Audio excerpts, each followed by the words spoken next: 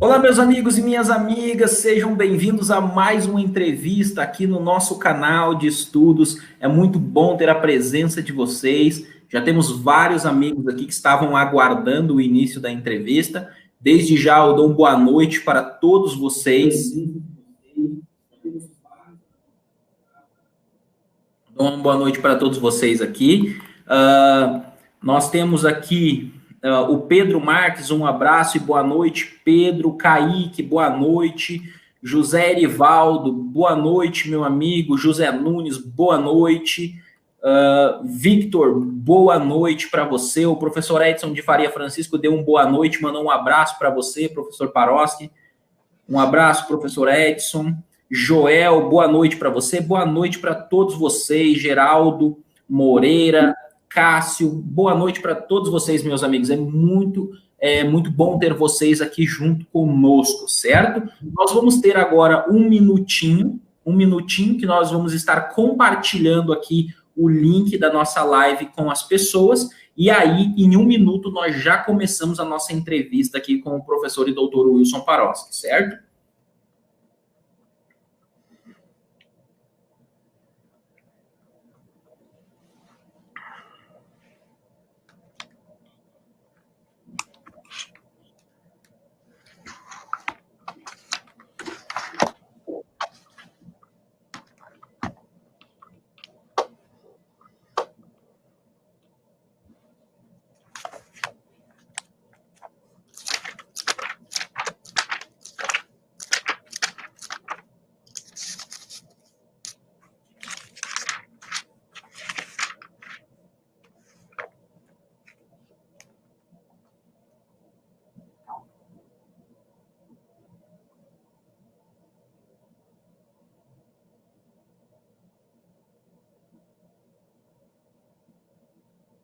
Olá, amigos. Já temos 36 pessoas nos assistindo. É muito bom ter a presença de cada um de vocês aqui. Amigos, não deixem de curtir a nossa entrevista, curtam, compartilhem com seus amigos. Eu já gostaria de começar aqui falando, né, que hoje nós vamos ter um ganhador aí, talvez dois ganhadores. Se nós tivermos 200 pessoas assistindo essa live, eu vou sortear dois, certo? E no final eu vou anunciar quem é o ganhador dessa obra riquíssima aqui. Hoje nós temos a presença aqui do professor Wilson Paroski. O professor Wilson Paroski é especialista em Novo Testamento, né? Tem um doutorado em Novo Testamento, fez no Evangelho de João, não é isso, professor Paroski? Evangelho de João, né? Olá, Tiago, saudação a você, aos nossos amigos que nos acompanham. Sim, a minha tese doutoral foi no Evangelho de João. Isso. E aí o senhor fez um pós-doutorado na Universidade de Heidelberg, que esse foi o fruto, foi esse livro aqui, né? Exatamente, isso foi no ano de 2011, se não me falha. Certo. Professor, o senhor poderia falar um pouco aí da sua experiência, como foi estudar lá a crítica textual, como foi a produção desse livro, falar um pouquinho como foi essa experiência nesse estudo aí? Bem, Tiago, existem vários modelos de pesquisa, de trabalho pós-doutoral.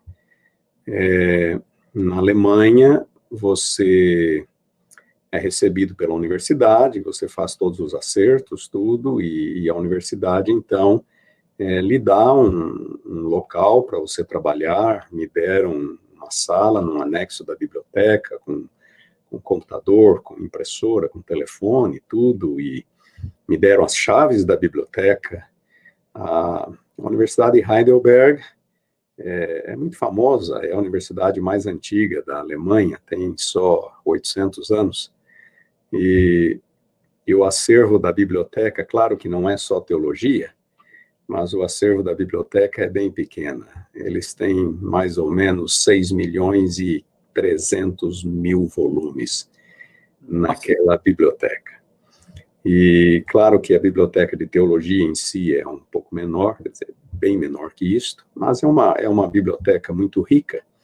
E foi uma experiência muito gostosa, muito agradável, passar ali esse período. Tinha o meu host professor, aquele que me recebeu, aquele que me acompanhava, aquele para quem eu prestava contas da evolução do meu trabalho, dos meus estudos, que era o Dr. Peter Lampe.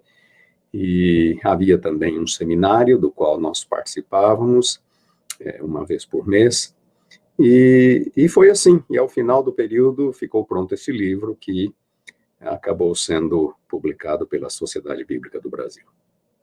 Poxa, muito, muito bom. Professor Paroski, vamos para a nossa primeira pergunta, professor Paroski. Professor, o que é crítica textual? Qual a importância da crítica textual? Tiago, algumas pessoas se assustam com o termo crítica. Parece que nos meios evangélicos essa é uma palavra meio que amaldiçoada. Ela soa algo como liberal ou coisa parecida.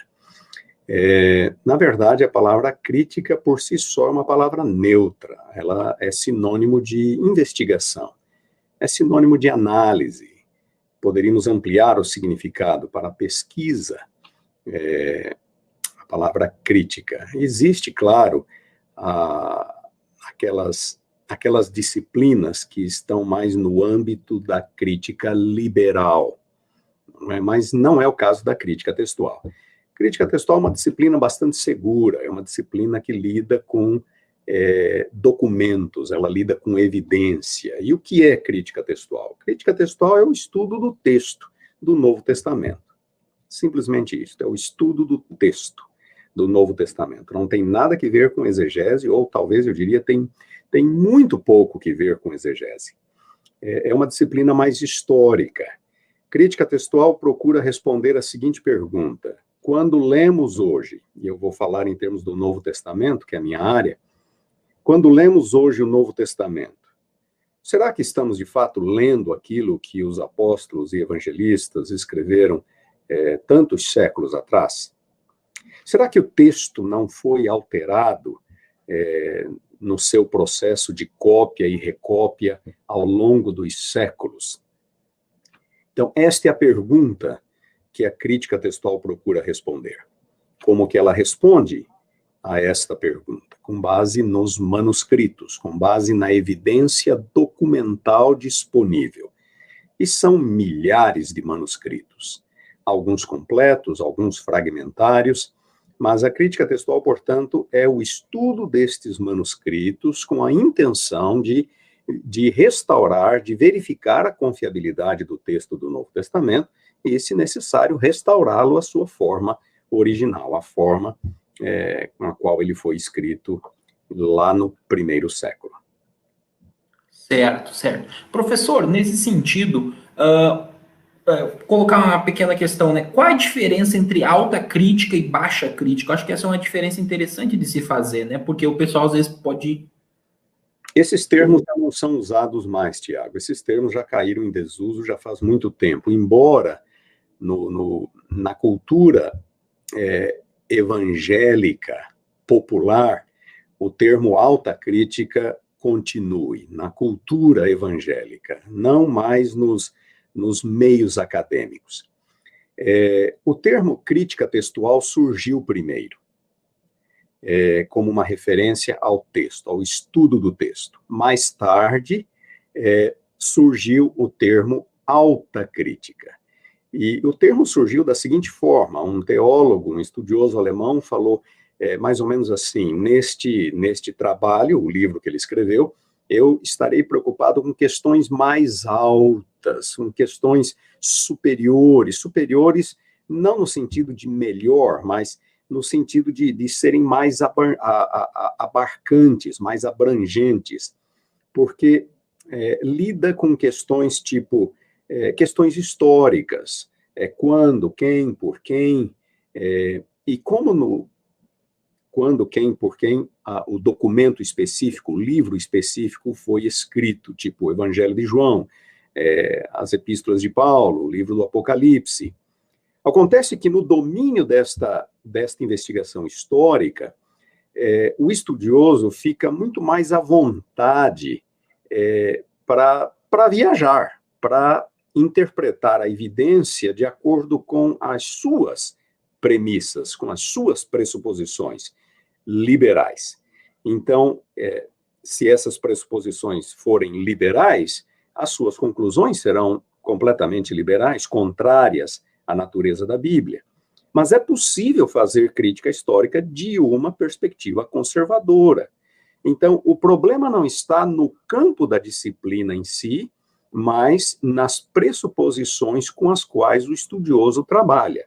Como no âmbito da crítica histórica é muito mais fácil de você trabalhar com pressuposições liberais, contrárias à Bíblia, então a crítica histórica ela está mais associada ao liberalismo teológico. Já no que diz respeito à crítica textual, anteriormente chamada de baixa crítica, essa expressão não é mais usada, definitivamente já não é mais usada, não há muito espaço para pressuposições, porque nós estamos lidando com documentos, com manuscritos. Então, ou o manuscrito diz ou não diz. É simples assim. Claro que existem algumas questões um pouquinho mais complexas, mas no âmbito da crítica textual, nós estamos com os pés bem no chão, porque nós estamos lidando com documentos, com evidência histórica, e o espaço para conclusões liberais é bem menor. Existe, claro, como tudo aquilo que o ser humano faz, mas é bem menor. Então, é importante que se diga que crítica histórica não é também inerentemente prejudicial, deletéria, contrária à Bíblia. Não, não é. O que faz a diferença são as pressuposições individuais do estudioso. Eu posso fazer crítica histórica de uma perspectiva absolutamente liberal, conservadora. Quando eu discuto, por exemplo, a data do Evangelho de João, quando eu discuto a autoria do Evangelho, eu posso priorizar a evidência tradicional, a evidência interna do livro, sem me utilizar de pressuposições que ignoram, ou que descartam, que anulam a evidência sobrenatural, por exemplo, que é muito comum entre os críticos liberais. Então, é importante que se diga que a palavra crítica em si é uma palavra neutra, e o que vai mesmo fazer a diferença aqui são as pressuposições individuais. E aí, crítica histórica, alta crítica, crítica textual, baixa crítica. Baixa, alta, porque uma tem que ver com documentos, outra tem que ver com questões mais históricas, mas esses termos já não são mais utilizados. Alta e baixa. É crítica textual e crítica histórica. Certo. Pergunto porque aqui no Brasil muitos livros são traduzidos, eles ainda trazem essas... aqui no Brasil muitos livros ainda trazem essas expressões. Professor... Nos círculos, desculpe, Tiago, nos círculos conservadores a expressão alta crítica ainda é utilizada, mas nos meios um pouco mais populares, não tanto nos círculos acadêmicos.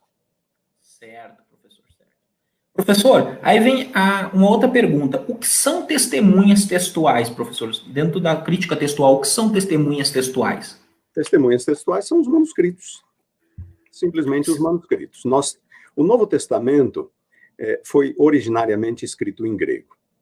Então, as principais testemunhas do texto são os manuscritos gregos, aqueles que foram preservados, copiados e recopiados e preservados na língua original do Novo Testamento.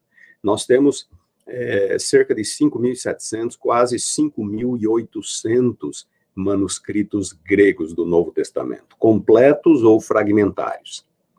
Depois existem os manuscritos nas antigas versões, as primeiras traduções feitas do Novo Testamento grego, para o siríaco, para o copta. O siríaco era a língua falada ali no norte da Palestina, na Síria, Mesopotâmia.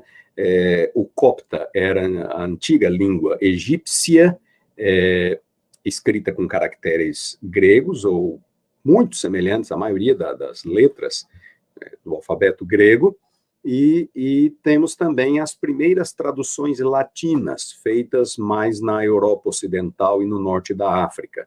Então, estas foram as primeiras traduções do Novo Testamento. E também temos um grande número de manuscritos dessas antigas versões, e claro que elas também são levadas em consideração na hora de se estudar o texto do Novo Testamento. É importante ver como que esta passagem foi traduzida para o siríaco, para o copta, para o latim, na hora de se tentar restaurar o texto à sua forma original, caso eu encontre alguma divergência nos manuscritos gregos. Com o tempo vieram outras traduções, não é? Mas estas são as mais importantes para o exercício da crítica textual. As testemunhas textuais, portanto, são os manuscritos, tá certo? Em primeiro lugar, os manuscritos gregos, que representam a descendência mais direta do texto, e, em segundo lugar, as antigas versões, para o siríaco, para o copta e para o latim. E existe também, Tiago, um terceiro grupo de testemunhas, que são as citações dos pais da igreja. Nós temos documentos de escritores cristãos não bíblicos já desde o final do primeiro século, já desde o ano 96, por exemplo, Clemente de Roma, que escreveu 2 epístolas à igreja de Corinto, isso antes mesmo da virada do primeiro para o segundo século. Em seguida vieram outros escritores cristãos. Nós temos um grande número de documentos cristãos, obras produzidas pelos pais da igreja. E em todas estas obras, ou quase todas, o uso que esses escritores fazem do texto bíblico é abundante. Em alguns casos, no caso de Orígenes, por exemplo, nós poderíamos quase reconstituir a Bíblia inteira só a partir das citações de Orígenes. Então, é importante olhar também nos documentos, nos escritos desses pais da igreja, para sabermos como o texto era conhecido, como o texto circulava naquele período específico da história e naquele lugar específico do mundo cristão, porque os pais da igreja, eles podem ser datados, podem ser localizados geograficamente, aí nós cruzamos as informações com os manuscritos em grego, com as antigas versões, e nós temos então um cenário bastante amplo e muito útil para o processo de reconstrução do texto do Novo Testamento. Certo. Professor Paroski, falando então sobre as testemunhas textuais, e você até mencionou aí, né, questão de alguma diferença, alguma coisa, nesse sentido, o que são variantes textuais, professor? Quando o estudioso ele se depara com os manuscritos e tudo mais, o que são variantes textuais aí nesse contexto? Variantes textuais são as diferentes formas com que o mesmo texto aparece nos diferentes manuscritos, nas diferentes testemunhas. Digamos que no manuscrito A apareça a palavra X. No manuscrito B apareça a palavra Y. Nós temos aqui uma variante textual. Nós temos uma divergência textual. O texto do Novo Testamento é virtualmente o mesmo em todos os manuscritos. As diferenças, as variantes, são muitas, são milhares, tá certo? Mas esse milhares de variantes é porque nós temos milhares de manuscritos, tá certo? A grande maioria do texto, a maior parte do texto em si, é absolutamente uniforme nos manuscritos. Existem poucas divergências textuais. E estas divergências, então, são as variantes. O termo mais comum é variante. Também posso utilizar o termo divergência, são as divergências textuais. Então, quando eu comparo manuscritos, eu detecto variantes textuais, eu detecto divergências entre esses manuscritos. E aí eu vou colocar o meu foco naquelas variantes, naquelas divergências. Por quê? Porque qual é o texto original? É a variante X ou é a variante Y? É o texto X ou é o texto Y? Então, aí eu vou utilizar agora dos recursos da crítica textual para analisar esta divergência específica, comparar este manuscrito com outros manuscritos, inclusive em outras línguas, com os escritores, as citações dos antigos escritores cristãos, e isto vai me dar suficientes elementos para eu poder definir, então, se X ou Y corresponde ao texto original. Certo. Muito obrigado, professor Paroski. Amigos, um adendo, podem deixar as perguntas de vocês no bate-papo, depois a gente coloca aqui para o professor Paroski na medida do possível, certo? E lembrando, amigos, hoje nós estamos lidando aqui com crítica textual do Novo Testamento. No sábado à tarde, às 15 horas, nós teremos uma entrevista com o doutor Joaquim Azevedo sobre crítica textual da Bíblia Hebraica, tá certo? Então, vamos lá, vamos seguindo aí. Professor Paroski, o que são critérios internos e externos aí, que são dentro da crítica textual? Tiago, a partir do momento que o estudo comparativo dos manuscritos revela divergências, eu não sei se em algum momento você pretende tocar no assunto das divergências, de que natureza são estas divergências, por que surgiram, mas a partir do momento que elas são detectadas, mediante o estudo comparativo dos manuscritos, das versões, das citações dos pais da igreja, então eu preciso resolver agora este problema. Eu tenho um problema e eu preciso solucioná-lo, eu preciso resolvê-lo. Então existem dois grupos de critérios. Esses critérios são critérios que foram pouco a pouco sendo elaborados, foram sendo utilizados, testados, e eles acabaram se firmando como absolutamente válidos, úteis, na verdade, importantes para o estudo da crítica textual, para eu saber se uma variante é original ou não, se uma leitura, uma divergência é original ou não. Então, esses dois grupos de critérios, eles são os chamados critérios externos e os critérios internos. Os critérios, essa nomenclatura externo ou interno tem que ver com o texto bíblico em si. Então, os critérios externos são aqueles relacionados às testemunhas, aos manuscritos, às versões, aos pais da igreja, qualquer evidência externa ao texto. Então, estes são critérios externos, tá certo? Eles têm que ver com os manuscritos, com as versões, com os pais da igreja. Mas existem também os chamados critérios internos, ou seja, aqueles relacionados ao texto propriamente dito. Então, deixa eu dar exemplos. Eu vou estudar no âmbito da evidência externa, os critérios externos. Então, uma pergunta que eu faço é a seguinte: qual manuscrito é mais antigo? É algo muito, muito elementar. Esta é uma das questões mais elementares da crítica textual, um dos critérios mais elementares na hora de se reconstituir um texto. Qual manuscrito é mais antigo? Eu tenho um manuscrito do 5º século, eu tenho um manuscrito do 3º século. Qual é mais antigo e qual é melhor? Muito simples. Claro que o manuscrito do 3º século é muito melhor do que um manuscrito do 5º século. Esta regra não é absoluta, preste atenção, porque um manuscrito do 5º século pode ser cópia, e uma cópia fidedigna de um manuscrito do 2º século. Ao passo que um manuscrito do 3º século pode ser uma cópia mal feita. Então, nesse caso, o manuscrito do 5º século vai ser melhor que o manuscrito do 3º século. Então, essa é uma das questões da chamada evidência externa. Isso tem que ver com a qualidade dos manuscritos, com a data dos manuscritos, com a procedência dos manuscritos. E existem uma série de recursos, de elementos que nos permitem, mediante um processo comparativo, estudo, nos permitem saber que manuscrito é melhor, que manuscrito é inferior.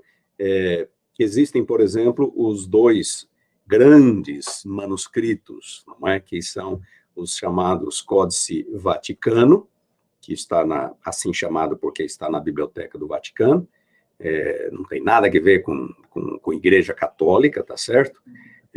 E o chamado Códice Sinaítico, assim chamado porque ele foi encontrado no Mosteiro Ortodoxo de Santa Catarina, no sopé do Monte Sinai. Ele está hoje na Biblioteca Britânica, em Londres.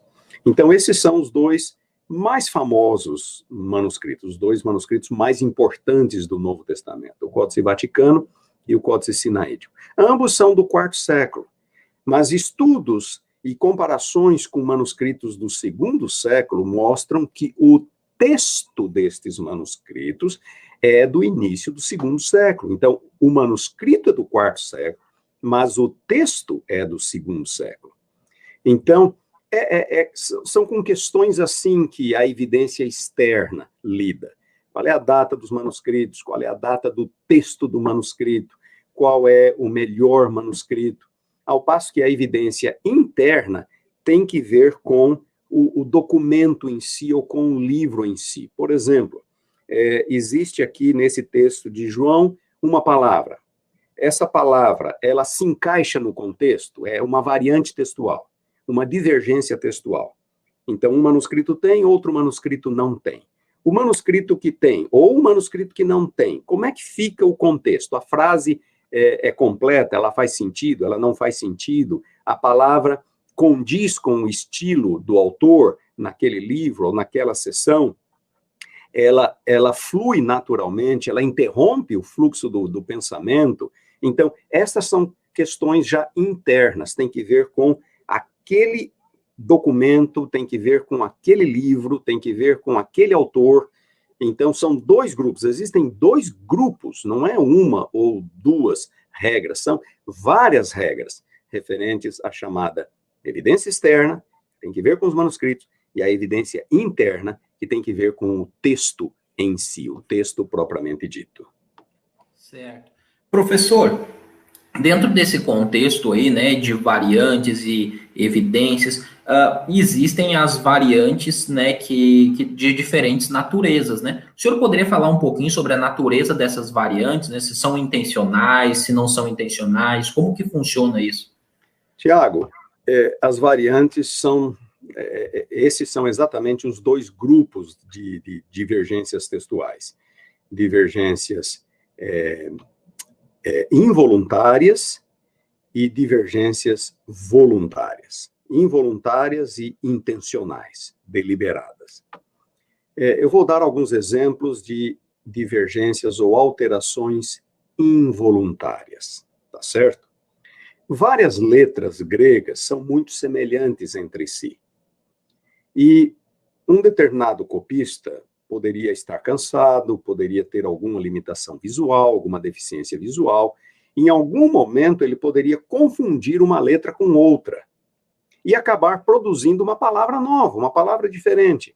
Para qualquer estudioso de grego, por exemplo, sabe que, assim como em português, a diferença entre o pronome de primeira pessoa, plural, nós, e o de segunda pessoa, plural, vós, é apenas uma letra. Em grego também é apenas uma letra.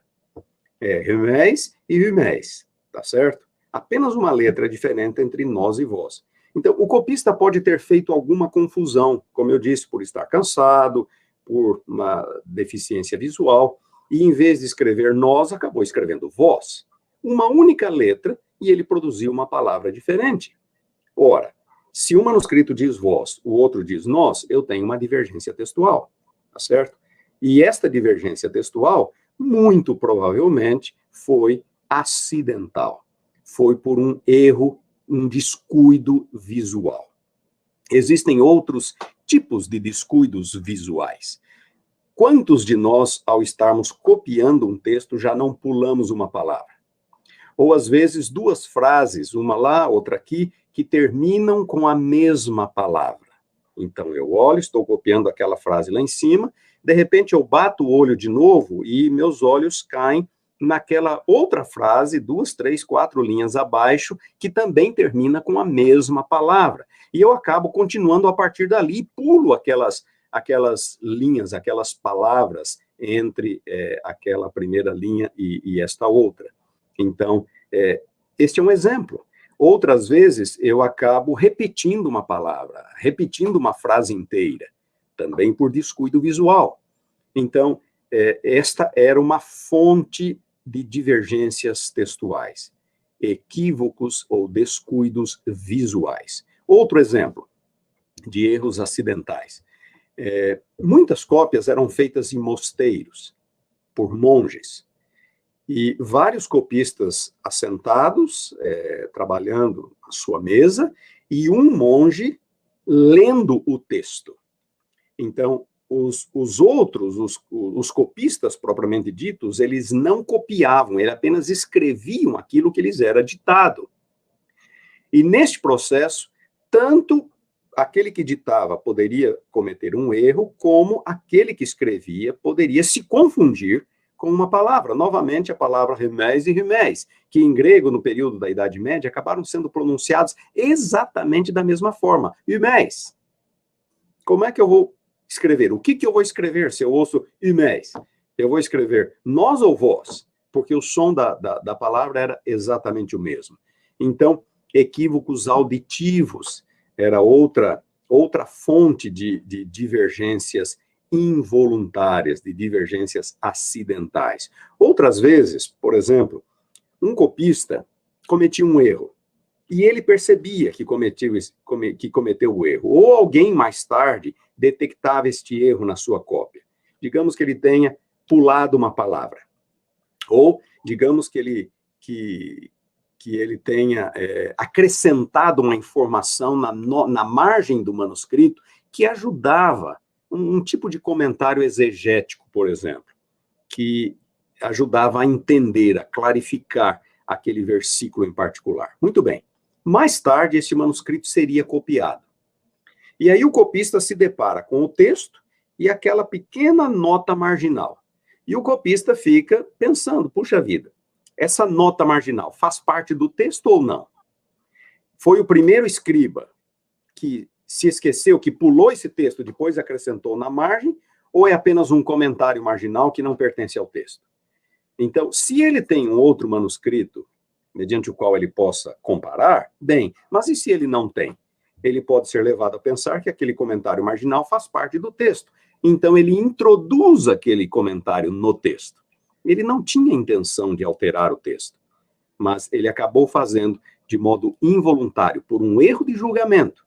Ele encontrou uma palavra na margem, uma pequena nota na margem, e ele acabou pensando que aquilo fazia parte do texto. Então, aqui eu dei alguns exemplos de alterações involuntárias. Existem vários outros exemplos de alterações involuntárias. Com relação a alterações voluntárias agora, o copista, por exemplo, poderia se deparar com uma palavra que já caíra em desuso. Toda língua tem palavras que caem em desuso. Nós temos no português palavras que eram usadas 100 anos atrás e não são usadas mais hoje. Outras vezes é a grafia da palavra que muda. Farmácia era escrito com PH até algumas décadas atrás, hoje já não é mais, tá certo? Escrita com PH. E assim por diante. Então, palavras caem em desuso e são substituídas por palavras mais modernas. A grafia das palavras muda. Então, um copista, ele está copiando um texto e ele se depara com uma situação destas, uma palavra que já caiu em desuso. E ele fala, puxa, essa palavra não é usada mais. Esta outra palavra, sim, é utilizada. Então, ele faz uma alteração voluntária, consciente. A alteração, preste bem atenção, preserva o significado do texto.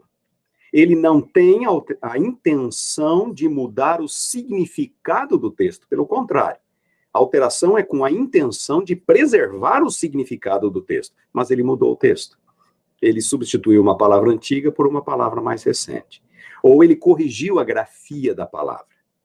Ou ele se deparou com um erro gramatical, um erro estilístico do escritor bíblico. Alguns escritores bíblicos eram muito pobres do ponto de vista cultural e cometeram uma série de erros gramaticais. Então, o copista, ele dá uma mãozinha para o escritor bíblico, ele corrige aquela construção. Ele está consciente de que ele está introduzindo uma alteração no texto, mas note, sua intenção não é deturpar o texto, mas preservar o significado do texto. Outras vezes é uma frase difícil de entender, muito difícil de entender. E ele, imaginando que este seja o significado, ele acrescenta 2, 3, 4 palavras, eventualmente uma única palavrinha, só para clarificar o sentido do texto. Então, existem vários exemplos de alterações intencionais, alterações voluntárias. Eu vou dar alguns exemplos bem curiosos. Nós sabemos que os principais inimigos de Jesus na Galileia eram os escribas e os fariseus. Muito bem, e esses geralmente aparecem juntos, os escribas e os fariseus, os escribas e os fariseus. Se um copista estivesse copiando o texto e de repente ele se deparava só com a palavra escribas ou só com a palavra fariseus, ele, sabendo que esses dois termos sempre andavam juntos, ou que esses dois grupos sempre andavam juntos, ele era tentado a acrescentar. Então, se diz só escribas, ele acrescentava e fariseus. Ou se diz só fariseus, ele acrescentava e escribas. Muito, muito comum nos manuscritos. Um outro erro muito comum também, a palavra espírito, sozinha. O copista sabe que é Espírito Santo, mas às vezes o texto bíblico aparece só espírito. Então o copista acrescenta santo, Espírito Santo. Mudou o significado? Não mudou o significado do texto, mas é uma alteração voluntária. É uma alteração voluntária. Ele está consciente do que ele está fazendo. Outro exemplo de alteração voluntária, intencional. O Novo Testamento cita o Antigo Testamento dezenas, centenas de vezes. Dependendo do critério, pode ser até milhares de vezes. Tá certo? O Novo Testamento citando o Antigo. Muito bem. Nem todas as citações do Novo Testamento coincidem com o texto da Septuaginta, que era a versão grega do Antigo Testamento, versão utilizada pela igreja cristã primitiva, nos seus primeiros séculos, e pela igreja de fala grega. Nem todas as citações eram absolutamente literais, textuais do Antigo Testamento. Muitas delas são de memória.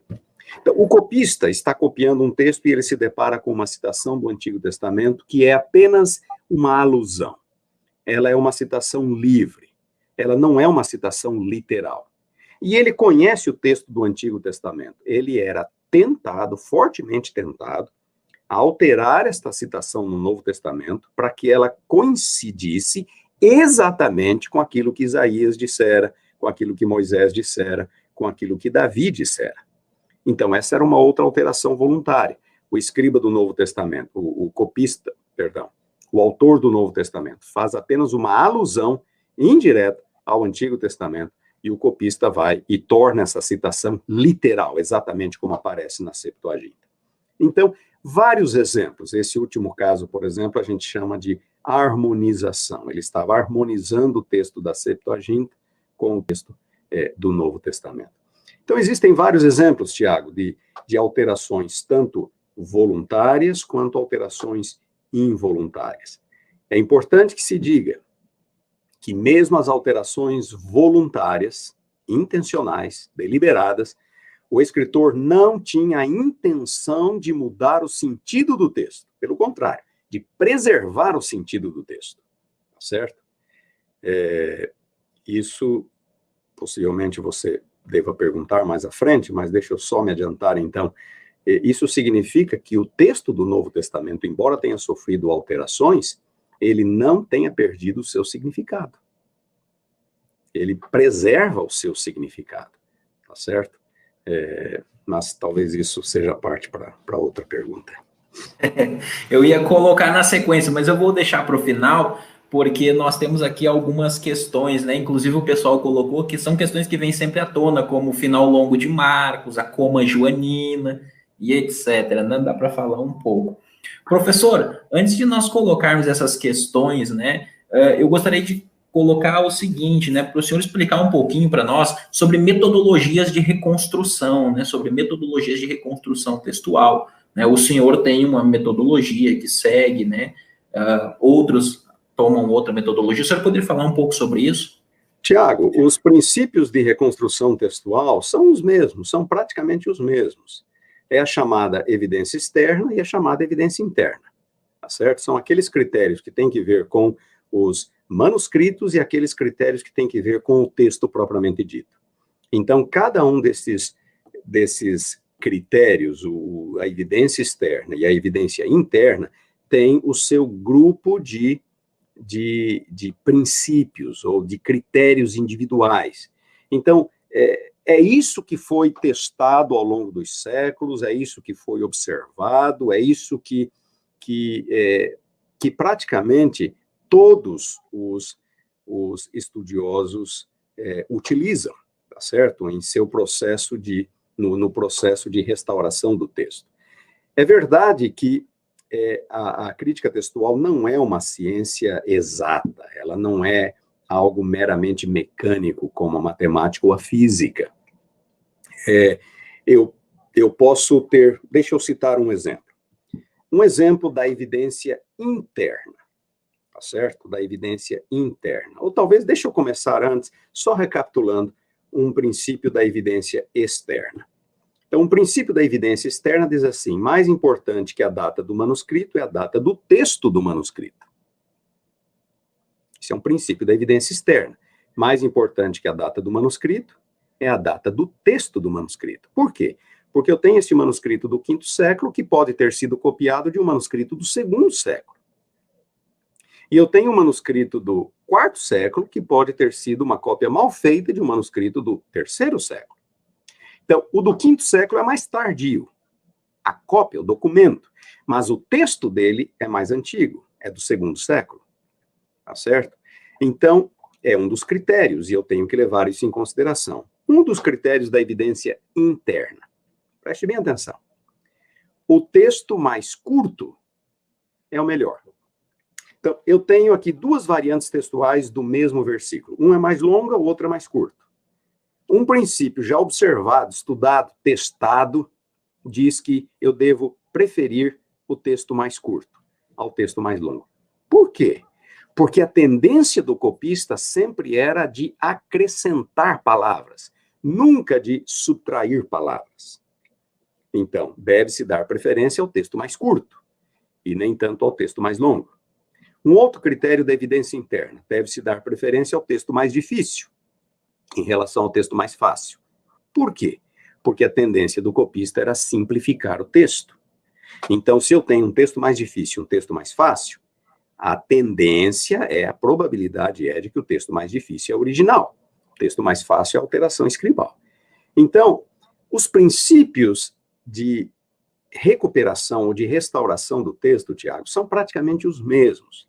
O que vai fazer a diferença é a habilidade do estudioso, tá certo? Porque se ele for aplicar de forma mecânica, cega, por exemplo, não, aqui diz que o texto mais curto é o original. O texto não, a regra não é essa. A regra diz assim: deve-se preferir o texto mais curto. Mas ele diz, não, o texto mais curto é original, então esse aqui é original. Mas e se ficou claro que aquele texto mais curto é porque o copista pulou uma palavra? Você está me entendendo? Às vezes isso é tão claro no texto. Então aí eu vou preferir o texto mais longo. O que eu quero dizer com isso? Eu quero dizer que a aplicação dos princípios da crítica textual não é mecânica.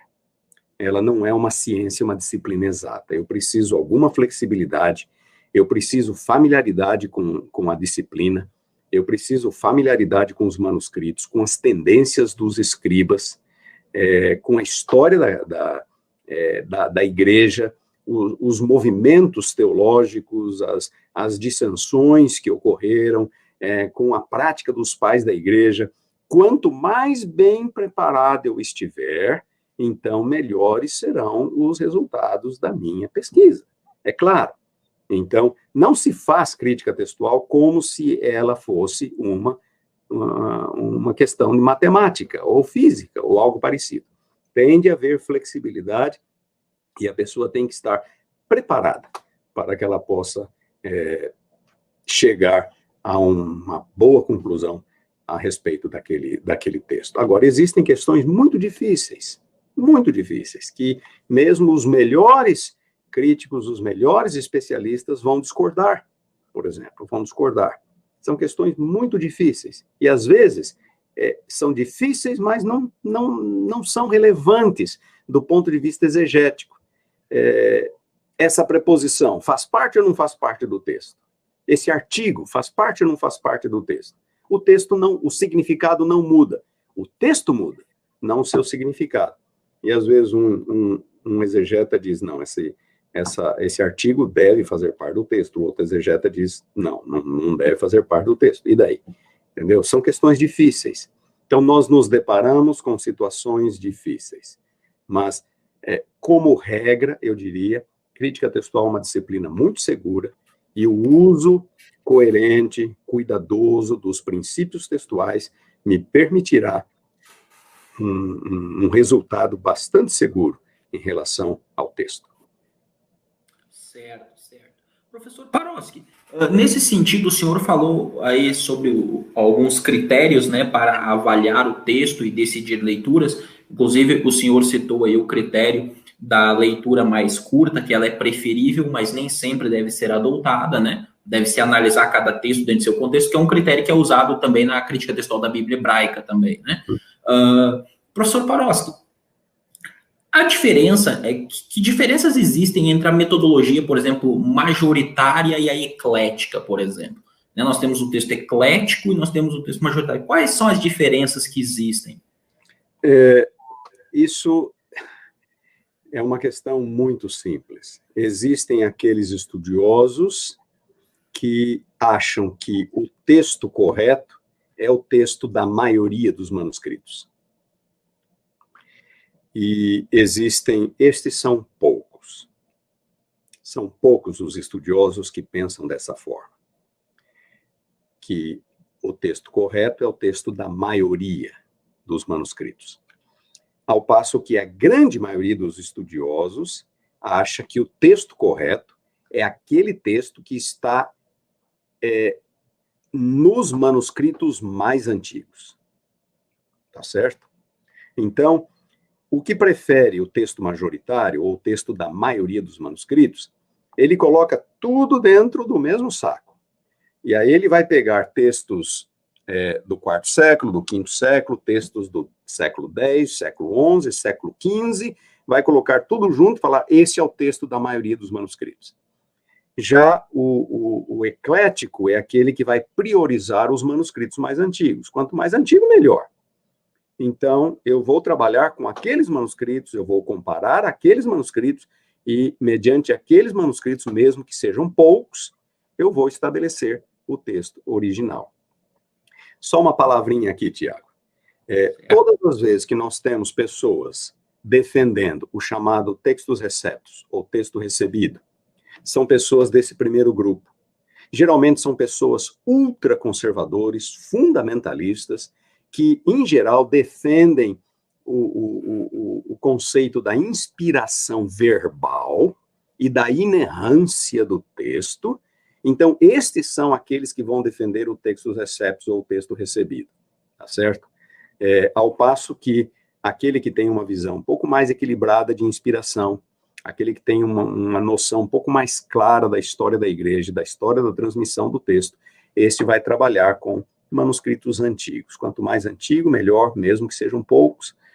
Eu tenho os manuscritos gregos, das antigas versões, citações dos pais da igreja, e aqui, então, eu vou estabelecer, mediante estas testemunhas, eu vou estabelecer o texto original.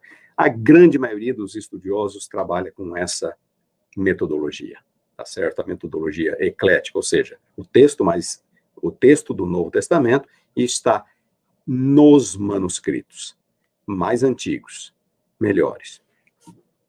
Certo. Professor Paroski, só uma questão aqui para o senhor comentar. O senhor falou aí a questão da inerrância bíblica, né? E algumas pessoas, por exemplo, nós cremos na infalibilidade da Bíblia. A Bíblia ela é infalível.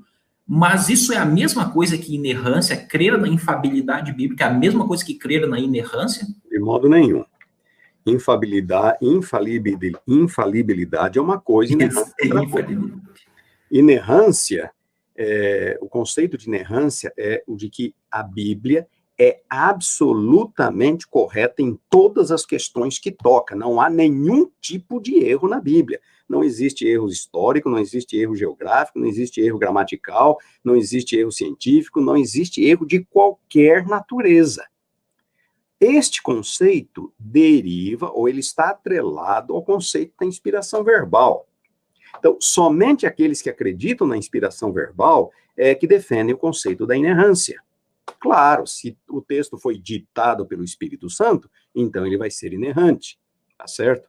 Mas a Igreja Adventista, por exemplo, não trabalha com o conceito de inspiração verbal. Nós não cremos no conceito de inspiração verbal.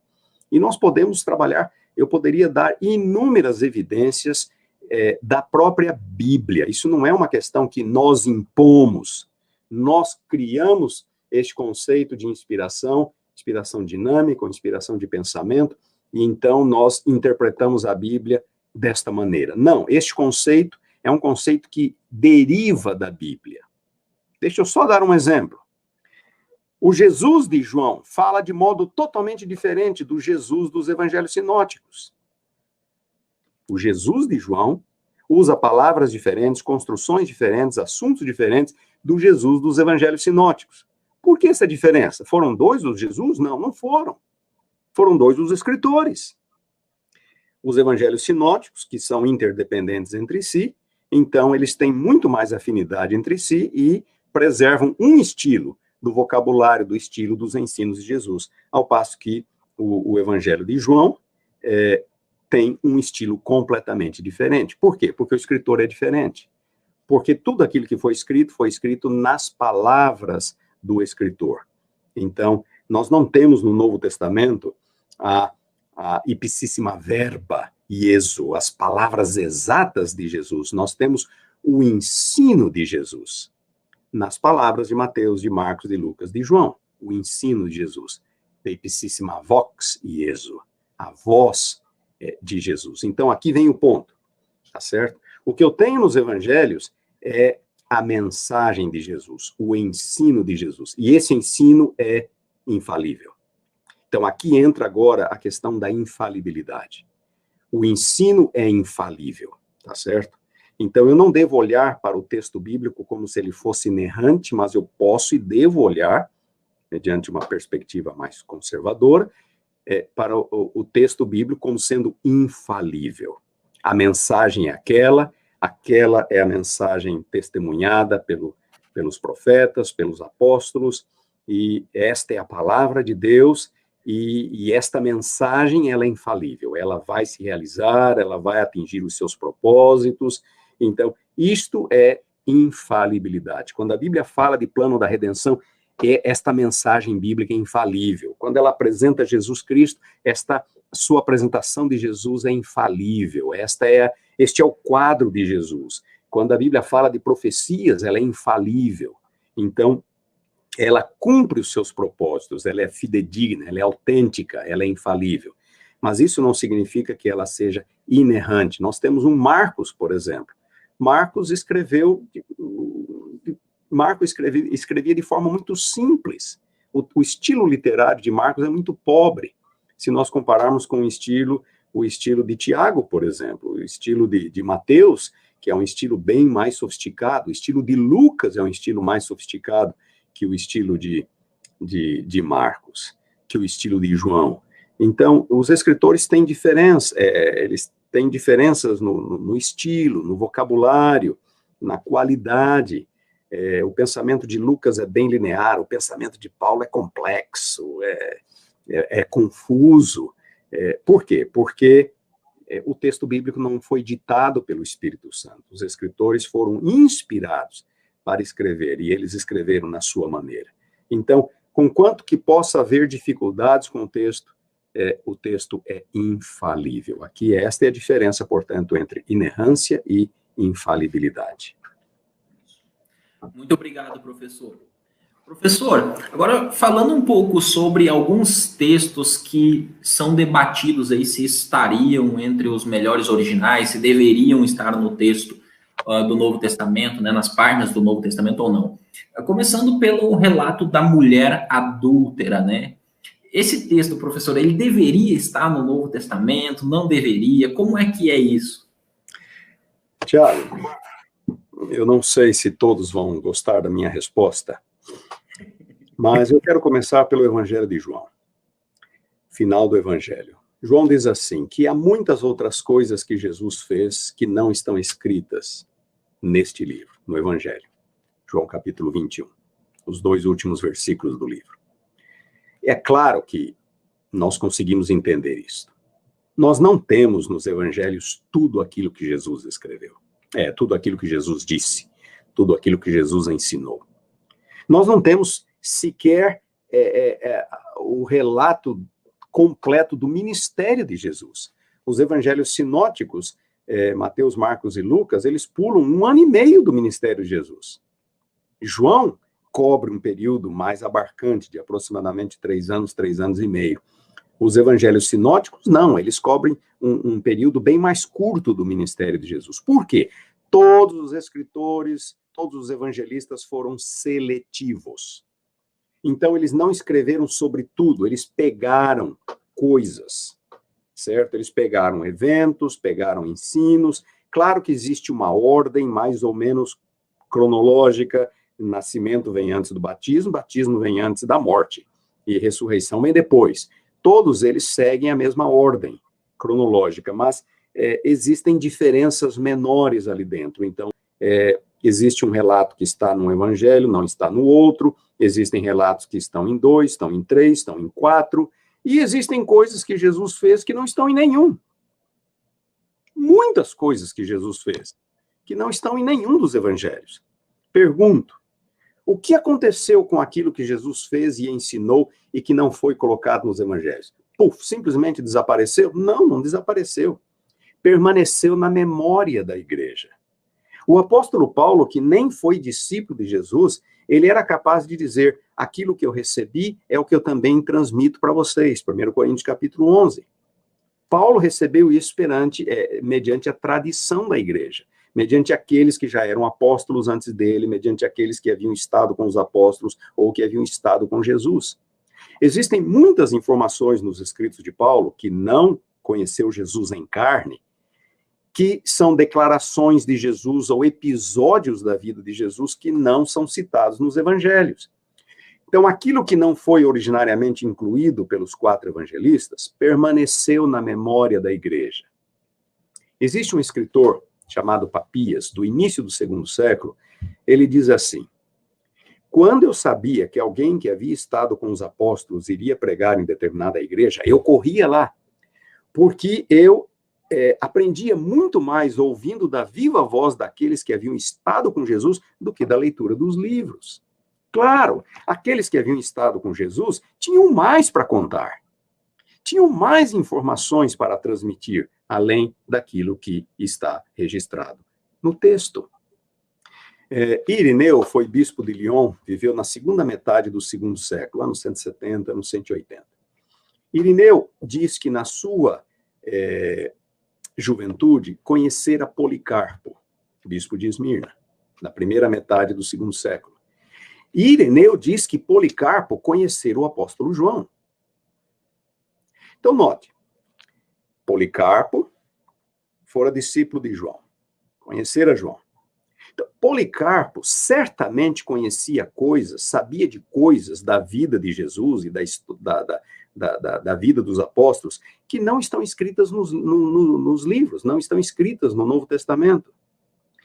E Ireneu, lá no final do 2º século, 150 anos depois de Cristo, ainda poderia conhecer algumas dessas informações autênticas da vida de Jesus que lhe chegaram por intermédio de Policarpo, que fora discípulo de João. Então, com tudo isso, Tiago, eu quero destacar o seguinte: muito daquilo que Jesus fez, daquilo que Jesus ensinou, permaneceu na memória da igreja, mesmo que não tivesse sido originariamente incluída nos evangelhos. É o caso da mulher adulta? Aparentemente sim, do episódio da mulher adulta. Aparentemente sim. Esse episódio certamente já era conhecido na primeira metade do 2º século. Nós temos evidência de que este episódio já era conhecido. João relatou o episódio da mulher adúltera? Não. Nós temos suficiente evidências manuscritas de que João não incluiu este relato no seu evangelho. João foi seletivo. Entre aquilo que ele não relatou, certamente havia muita coisa importante que Jesus fez que ficou de fora, mas que permanecera na memória da igreja. A história da mulher adúltera já era conhecida na primeira metade do 2º século. E à medida que avançamos, nós encontramos mais referências a essa história. O primeiro manuscrito grego a registrar a história da mulher adúltera do 5º século, então, 400 anos depois. Mas nós temos evidências para crermos que a história é autêntica. Não o seu registro por João, mas a história é autêntica. É importante destacar que em alguns manuscritos essa história aparece em Lucas. Em alguns manuscritos ela aparece em Lucas num lugar, em outros manuscritos ela aparece em Lucas em outro lugar. Essa história, ela tem muito mais que ver com os evangelhos sinóticos do que com o evangelho de João. O teor, o caráter da história em si. E o fato de que ela aparece em João, aparece aqui em Lucas, aparece ali em Lucas, sugere que ela era exatamente isto, uma tradição flutuante que de repente começa a aterrissar. Então, esse copista coloca em João, esse copista coloca em Lucas, esse outro coloca numa outra passagem em Lucas, e assim por diante. E nós temos evidência, como eu disse, de que essa história já era conhecida no início do segundo século, na primeira metade do segundo século. Então, é isto que muitos especialistas acreditam, não todos, mas muitos especialistas acreditam, isto é o que eu acredito, é o que eu incluí no meu livro, que o registro dessa história não é joanino, mas o caráter dessa história é autêntico. Ela soa como uma história autêntica de Jesus, e nós temos evidência que sugerem, que apontam nesta direção, da autenticidade da história. Certo. Inclusive, amigos, o professor Paroski citou o livro dele, nós vamos anunciar quem é o Felizardo de hoje, logo aqui ao final da nossa entrevista, que está se encaminhando para o final. Professor Paroski, sobre o final longo de Marcos, esse texto aí está nos originais, não está? Como é que é isso? Tiago, você escolheu as perguntas mais complicadas para fazer. Não, os manuscritos, com base na evidência documental, com base na evidência manuscrita, nós não podemos afirmar que o relato, o final, a chamada longa conclusão de Marcos, que é esta que nós temos, seja autêntico, seja original. Mas, de novo, nós temos que entender algumas coisas. Primeiro, a Bíblia foi escrita por pessoas comuns, em situações reais da vida. Algumas dessas pessoas eram fazendeiras, outras eram pessoas muito simples, outras eram pessoas nobres, e assim por diante. Algumas eram mais bem estudadas, outras menos estudadas. E a Bíblia foi escrita a partir de situações reais da vida. Davi está tendo suas dificuldades e ele compõe um salmo. Davi está tendo um momento de alegria e ele compõe um salmo. Jerusalém está para ser destruída ou invadida pelos babilônios, Jeremias está ali e ele escreve o seu livro. E assim por diante. Então, os livros refletem um momento específico da história. Pessoas reais, situações de vida reais. As cópias bíblicas foram feitas por pessoas reais, em situações de vida reais.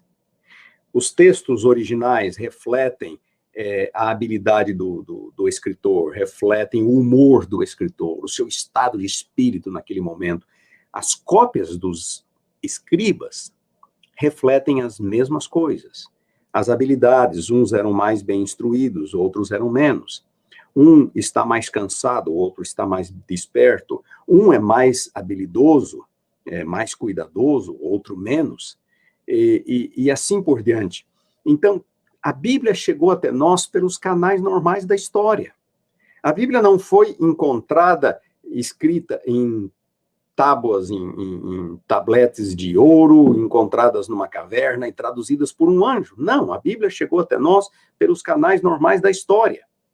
Livros bíblicos foram produzidos em situações reais da história. E alguns desses livros podem ter sido muito utilizados. Todos eles foram muito utilizados. Alguns podem ter sido mais utilizados do que outros. Neste processo de utilização, houve desgaste dos livros. E o desgaste pode ter provocado alguma perda, como, por exemplo, a página final do Evangelho de Marcos. Isso é tão simples de nós entendermos, mas Marcos, onde já se viu? Tá, e o que nós vamos fazer então com 1 Coríntios 5:9, que fala de uma outra epístola que Paulo já havia enviado aos Coríntios? Cadê essa epístola? E o que vamos fazer com Colossenses 4:15-16, que fala de uma epístola escrita à igreja de Laodiceia, que também desapareceu? Isto pode acontecer com um documento mesmo inspirado, tá certo? Isso pode acontecer. O ponto é que, em se tratando dos evangelhos, nós não temos um só, nós temos 4. Então, mesmo que um seja mais curto, mais breve, ou eventualmente incompleto, nós temos outros evangelhos para compararmos e para sabermos qual foi a história correta. Então, é bem provável que alguma coisa tenha acontecido ao término original de Marcos. Bem provável. O registro textual, a evidência documental aponta nesta direção. E então, em algum momento, os escribas, percebendo esse teor aparentemente incompleto do evangelho, eles pegaram informações dos outros e produziram, então, a chamada longa conclusão. O fato de ela estar nas nossas, fazer parte da tradição protestante, não é garantia de que seja original. Não é porque João Ferreira de Almeida colocou na sua primeira tradução que, então, é garantia de que esse texto seja original. Não é porque a King James inclui esse texto que isso significa que ele seja original. Não. Nós temos que olhar nos registros textuais, nós temos que olhar nos manuscritos. E os manuscritos nos permitem, hoje, fazer certas afirmações muito claras, afirmações concretas, com relação ao estado do texto, com relação àquilo que é original e aquilo que não é original. E é importante se diga, Tiago, a crítica textual não desmonta o Novo Testamento. Nossas doutrinas não mudam, nosso teor doutrinário permanece absolutamente o mesmo. Não há nenhuma doutrina bíblica que possa ser atribuída aos escribas. Nenhuma. Não há nenhuma doutrina bíblica que dependa de um texto duvidoso. Nenhuma. Nossas doutrinas, a grande maioria delas são baseadas num conjunto de textos. Portanto, mesmo que um texto possa ter alguma divergência, nós temos outros para dar o suficiente respaldo, embasamento para aquela doutrina específica. Os copistas bíblicos, os copistas não queriam distorcer o texto, adulterar o texto. Não, eles queriam preservar o texto. Então, um escritor britânico disse assim: o cristão pode tomar hoje a Bíblia toda em suas mãos e dizer sem hesitação o temor que está segurando a palavra de Deus. E nós acreditamos nisso. Mesmo todas as alterações, elas não alteram a natureza da Bíblia, o seu conteúdo doutrinário, seu conteúdo profético, o plano da redenção e assim por diante. Certo, certo. Muito obrigado, professor Paroski. Professor, o senhor já mencionou aí, né, sobre a confiabilidade do texto do Novo Testamento, e isso é muito importante. Inclusive, em uma entrevista que eu fiz aqui com o professor Edson de Faria Francisco, eu perguntei exatamente para ele sobre a confiabilidade do texto da Bíblia hebraica, e ele diz: não há nada na Bíblia hebraica que ponha em queixa ou põe em dúvida a veracidade do texto, questões doutrinárias, e isso também acontece com o Novo Testamento, não é, professor? Sem dúvida. Existem alterações doutrinárias, é importante que se diga. Existem alterações doutrinárias, mas, em primeiro lugar, os copistas não inventaram doutrinas, tá certo? Os copistas não tinham a intenção de tirar doutrinas da Bíblia ou de acrescentar doutrinas à Bíblia.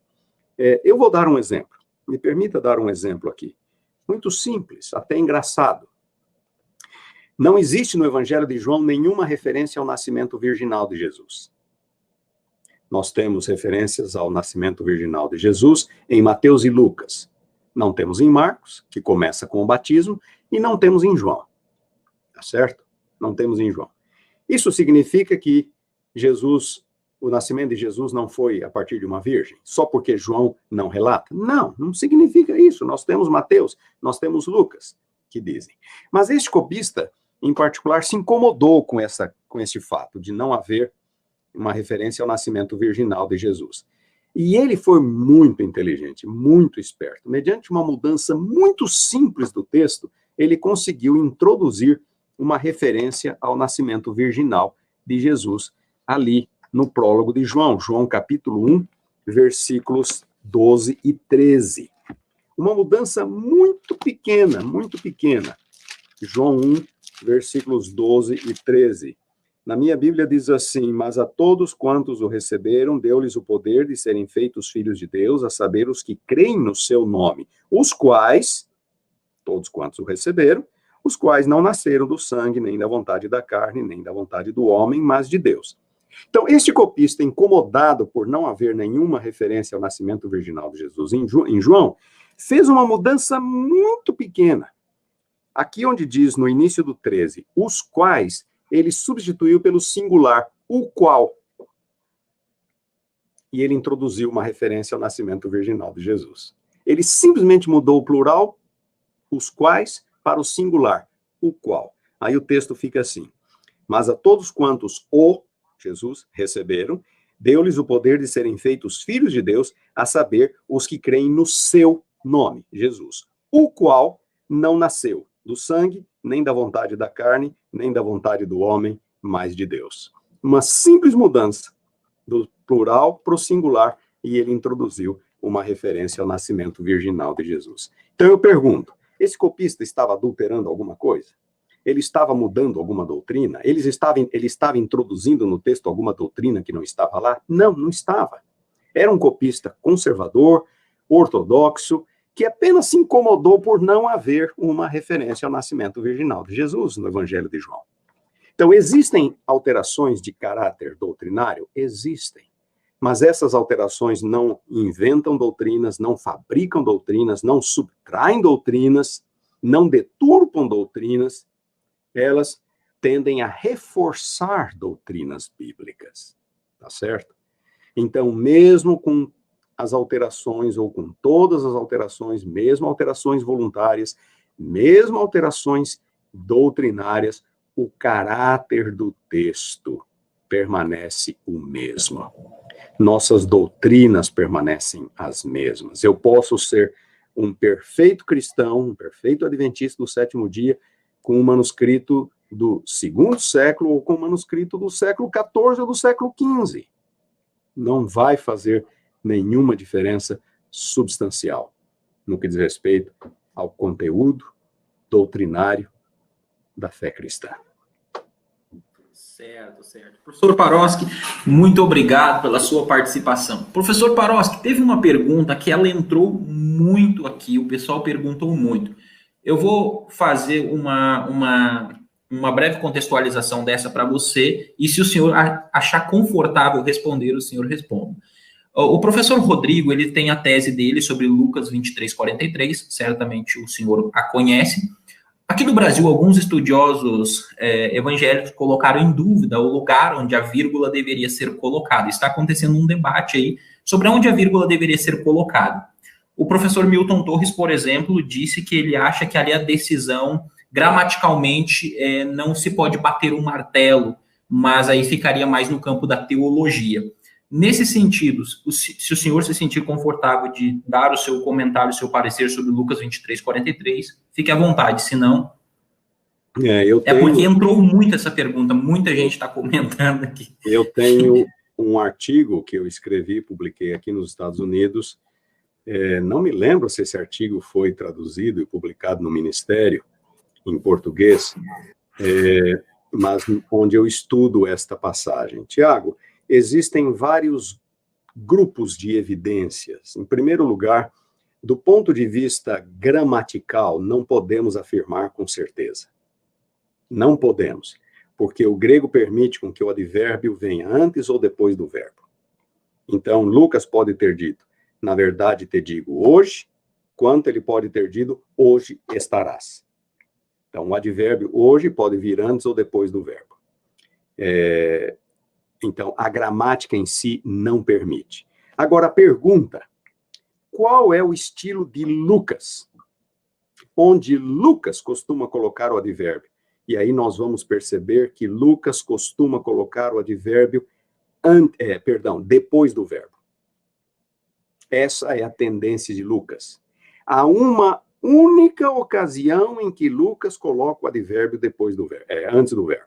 Uma única ocasião. Todas as outras, eu não me lembro agora de memória quantas são, mas todas as outras Lucas coloca o advérbio depois do verbo. Portanto, na verdade, te digo hoje.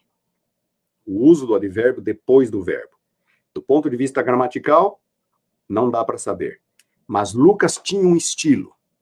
E ele costumava usar o advérbio depois do verbo. Em português, aparece em algumas versões o pronome relativo, a partícula que. Na verdade, te digo que hoje. Isso não existe no grego. Na verdade, te digo hoje estarás. É assim que está o grego. Tá certo? Então, esqueçam esse que aparece em algumas traduções. E aí, depende do estilo do autor. E Lucas tem uma tendência por colocar a partícula depois do verbo e não antes do verbo. Segundo grupo de evidências, são os manuscritos antigos. O que os manuscritos dizem?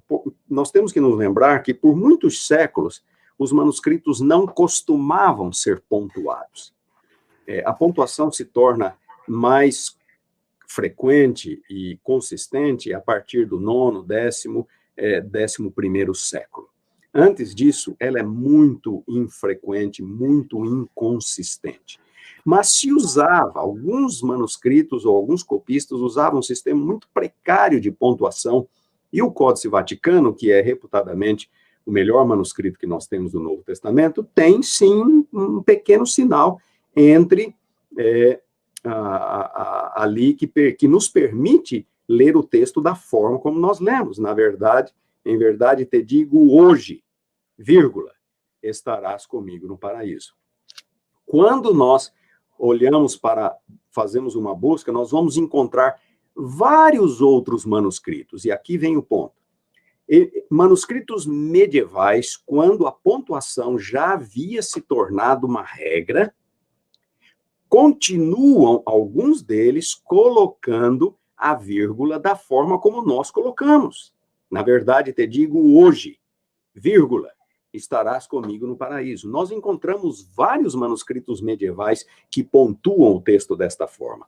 A maioria vai pontuar o texto de acordo com a crença da imortalidade da alma. Claro, essa doutrina se tornou, a doutrina, digamos, ela se tornou a crença comum na igreja cristã, a crença na imortalidade da alma, que começou a entrar já no 2º século, 3º século, 4º século, e a partir daí ela se estabelece como o conceito cristão acerca do estado do homem na morte. Então, não nos surpreende que manuscritos medievais vão pontuar o texto, em verdade te digo, vírgula, hoje estarás comigo no paraíso. Isso não é nenhuma surpresa, tá certo? Porque a igreja medieval cria na imortalidade da alma. Mas que no período medieval, mesmo com a crença na imortalidade da alma, mesmo com manuscritos sendo pontuados desta forma, nós encontramos manuscritos que pontuam o texto da forma como nós dissemos. Da forma como nós dizemos. Na verdade, te digo hoje, vírgula, estarás comigo no paraíso. Esta evidência existe. Eu gastei vários dias uma vez no Centro de Pesquisa Textual em Münster, na Alemanha, estudando exatamente esta questão, e pude descobrir vários manuscritos que pontuam o texto desta forma. Aparece no meu artigo, foi publicado aqui nos Estados Unidos. Um outro grupo de evidências é o que a Bíblia diz. Quando é que os fiéis recebem a sua recompensa no céu? É imediatamente após a morte? Ou é apenas no fim, por ocasião da volta de Jesus? Nós estamos absolutamente convencidos de que é apenas no fim. Nós estamos absolutamente convencidos de que aqueles poucos textos que parecem dizer o contrário não dizem exatamente isso. Quando Paulo fala morrer e estar com Cristo. Sim, para Paulo, o período da morte não conta. Então, ele pode falar em morrer e estar com Cristo, porque o período da morte é nulo. Tá certo? O período da morte é nulo.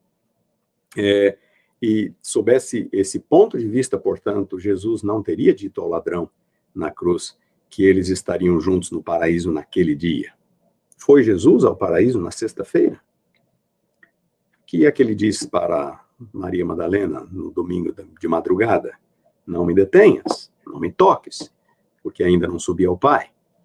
Então, quando nós olhamos para o conjunto das evidências, eu estou absolutamente convencido de que a pausa deve ser colocada depois do advérbio hoje. Em verdade te digo hoje, vírgula, estarás comigo no paraíso. Mas isto cria uma leitura redundante. Claro que o dia em que Jesus diz aquelas palavras era o hoje da sexta-feira da crucificação. Para que dizer isso? Para que dizer isso? Nós estamos julgando uma declaração de Jesus do primeiro século a partir de um critério nosso, do século XX, da língua portuguesa. Nós aprendemos na escola que não se diz em português entrar para dentro. É uma redundância. Não se diz entrar para dentro. Em inglês se diz entrar para dentro. Em inglês não é considerado uma redundância, em português é. Então, posso eu julgar o inglês a partir do português, nesse caso? Não, não posso. Cada língua deve ser julgada dentro dos seus próprios parâmetros.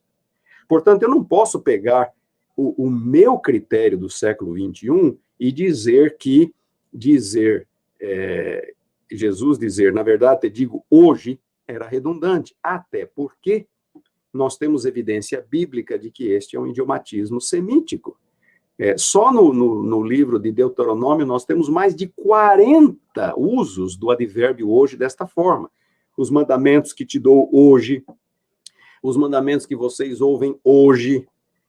Esta é uma forma de enfatizar a solenidade do momento. Portanto, não há nada de redundante aqui quando nós entendemos que esta era uma maneira semítica de pensar. Certo. Professor Paroski, muito obrigado pelo senhor ter separado esse tempo para estar falando aqui conosco. Vocês digam, amigos, se vocês gostaram. Muitas pessoas já parabenizaram, gostaram muito da entrevista. Eu fico muito grato, professor, por o senhor ter disponibilizado esse tempo para falar conosco de um assunto que é tão importante, tão importante. E, professor, eu gostaria só de um minutinho. O que o senhor diria, antes de eu dizer o ganhador, o que o senhor diria para aqueles que querem começar a estudar crítica textual? Poxa, a pessoa assistiu essa entrevista, gostou e ela disse assim, poxa, professor, eu quero começar a estudar crítica textual. O que você diria para essa pessoa? Por onde começar? O que o senhor indicaria para ela? Compre o meu livro.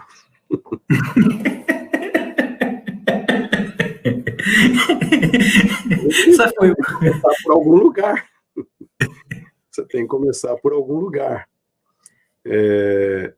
Em português, nós não temos muita coisa sobre crítica textual. Em nossas escolas de teologia, crítica textual não é uma disciplina à parte.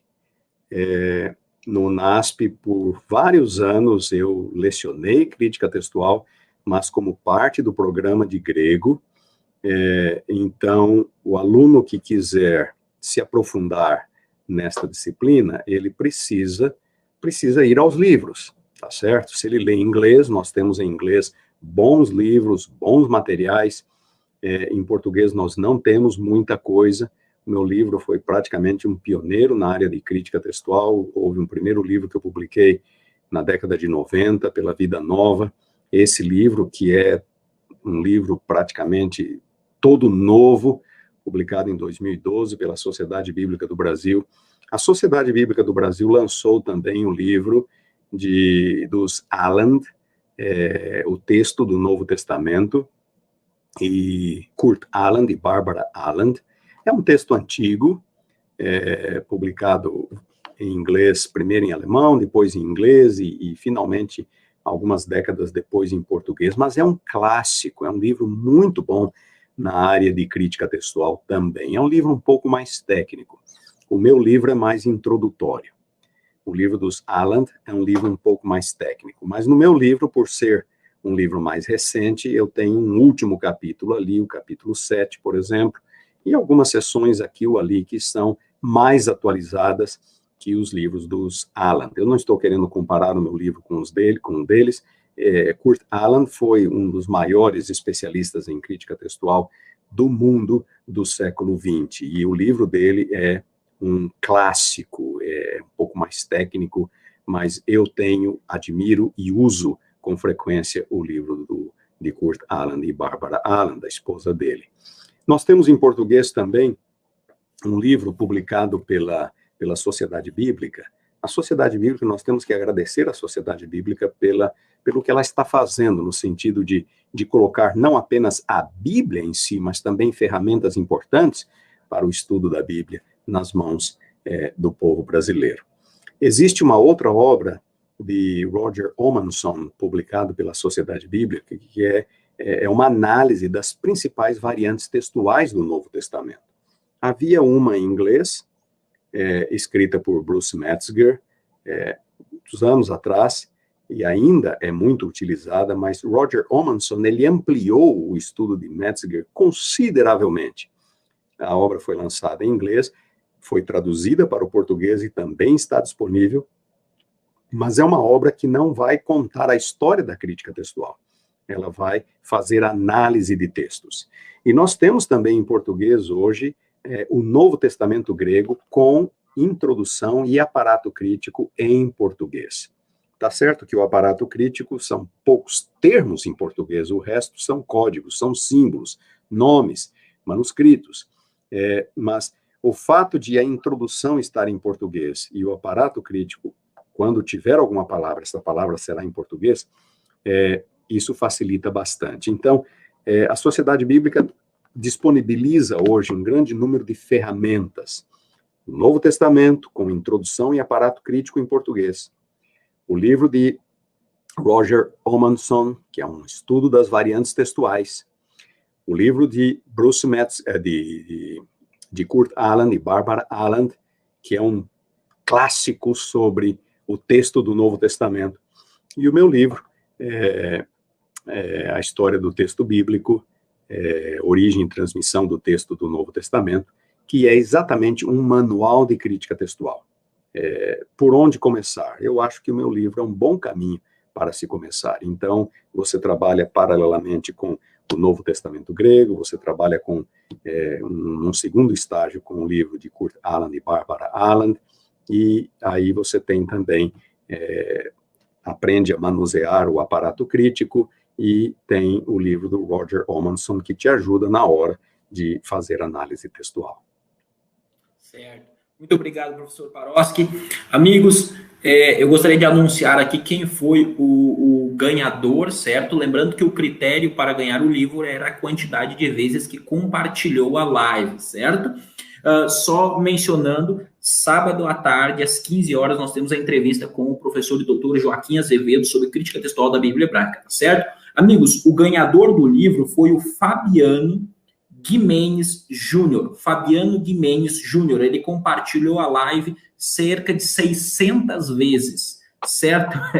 O André, que cuida aqui das nossas lives e cuida do grupo de materiais do canal, disse que ele compartilhou a live cerca de 600 vezes e Fabiano Guimenez, então, Júnior é o ganhador. Fabiano, o meu e-mail estará na descrição, você entra em contato comigo por e-mail e aí eu vou mandar o livro para sua casa, claro que não esse aqui é meu, mas eu vou mandar um novinho para sua casa, tá certo? E que você aí possa fazer um bom uso desse texto para você começar os seus estudos de crítica textual e que você possa aí aprender muito desse assunto, que é um assunto tão importante, certo? Professor Paroski, agradeço mais uma vez. Se você quiser fazer algumas considerações finais, fique à vontade. Nós estamos encerrando por aqui. Tiago, só uma coisa importante que não foi mencionado, talvez pudesse ser assunto para uma outra live, é a questão das versões de hoje. Nós temos em português algumas versões baseadas em tudo aquilo que a crítica textual já ofereceu de bom e de resultados concretos no estudo do texto do Novo Testamento. Nós temos a Almeida Revista e Atualizada, que já foi substituída recentemente pela nova Almeida Atualizada, lançada 2, 3 anos atrás pela Sociedade Bíblica do Brasil. Nós temos a nova versão internacional, temos a Almeida Século XXI. São todas traduções que já capitalizam em cima de tudo aquilo que a crítica textual já fez de bom, de concreto, em termos da restauração do texto do Novo Testamento. E eu sugiro, eu recomendo, então, que nós trabalhemos com estas versões. São versões mais recentes, mais modernas, e como eu disse, que já elaboradas, construídas em cima de tudo aquilo que de bom que a crítica textual já ofereceu. Não vamos ficar cegamente apegados a versões antigas como se elas fossem melhores. Esse não é um problema para nós. É um problema para aqueles que acreditam na inspiração verbal e na inerrância do texto, tá certo? Mas estas questões, a defesa do texto receptus, do texto recebido, ela só existe hoje em alguns círculos muito retrógrados, e é triste ver, às vezes, algum adventista do sétimo dia, por exemplo, se levantando em defesa desse tipo de texto. Portanto, é isto. Que Deus possa abençoar a todos e continuemos amando a palavra de Deus, podemos ter certeza de que a Bíblia nos fala hoje com o mesmo poder, com o mesmo vigor com o qual ela foi escrita no Novo Testamento, 2000 anos atrás. Sim. Agradeçamos a Deus por isso. Muito obrigado, professor. Os amigos aqui gostaram muito. O pastor Sérgio Monteiro mandou um abraço para você. Os amigos aqui gostaram muito, o pessoal agradeceu muito. E esse é realmente um tema muito importante, é um tema extenso, né? Quem sabe em uma outra entrevista, uma outra live, sobre esse assunto mais no futuro aí. Amigos, agradeço a vocês todos que nos acompanharam até aqui. Continue compartilhando essa live para que ela sirva para muitas pessoas, para que muitas pessoas possam aprender, certo? E sigamos juntos. Até a próxima.